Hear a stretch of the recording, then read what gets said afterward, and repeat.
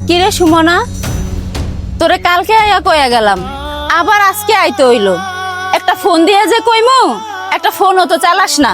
বিয়া তো করছো সেই বস্তির ছোট লোক ফকির নিরে, একটা ফোনও তো কিনা দিতে পারে না তোরে। যা তাড়াতাড়ি রেডি হয়ে আয়। না আপা, আমরা যাইতে পারবো না। কি যাইতে পারবি না মানে? যাইতে পারবি না কেন? যা তাড়াতাড়ি রেডি হয়ে আয়। তুমি গতকালকে আইছো, আয়া আমারে কইয়া গেছো, আজকে আবার আইলা, আয়া আবার আমারে কইলা। কেন আমার জামাইরে কি মানুষ মনে হয় না? একটাবার আমার জামাইরে কইছো যে আসলাম আমার বোনডারে নিয়ে আমগো বাড়িতে আইও। কেন আমার জামাইয়ের কি কোনো সম্মান নাই? তোমার জামাইর আবার সম্মান? আমি যে তোমগো বাড়িতে আইছি এইটাই তো তুমগো কপাল কপাল। আচ্ছা আফা, তুমি কি দাওয়াত দিতে আইছো নাকি অপমান করতে আইছো? তোমার যদি অপমান করা শেষ হয়ে থাকে তাহলে তুমি এখন আইতে পারো।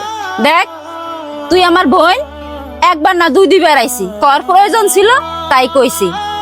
এখন তুই গেলে যাবি, না গেলে নাই। তুই তোর জামাই নিয়ে থাক, আমি যাই।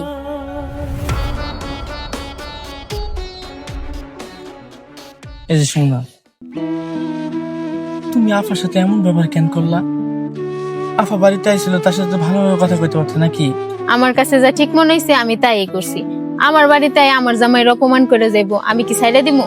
আর আপনারা কইতে পারেন না আসলাম আমার বোনডারে নিয়ে আমগো বাড়িতে যাও? আপনারা তো একবার কয় না? কেন তার কি সম্মান চলে যাইবো? আরে আমারে কইতে হইব কেন? তোমারে কইছে না? আর সে বড় বোন আমাগো, সে যদি দুটো কথা কয়াও থাকে তার কথা রাগ করা যাইব না।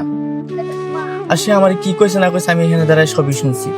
কইবই তো, আমি গরিব মানুষ, আমার মতো গরিব তুলারে বিয়ে করছো, তোমার এগুলো কথা হজম করতে হইব। দেখেন, আমি এত কিছু বুঝতে চাই না। যে জায়গায় আমার স্বামীর সম্মান নাই সে জায়গায় আমিও নাই। আপনার যদি যাইতে মন চায় তাহলে আপনি যান, আমি যাবো না।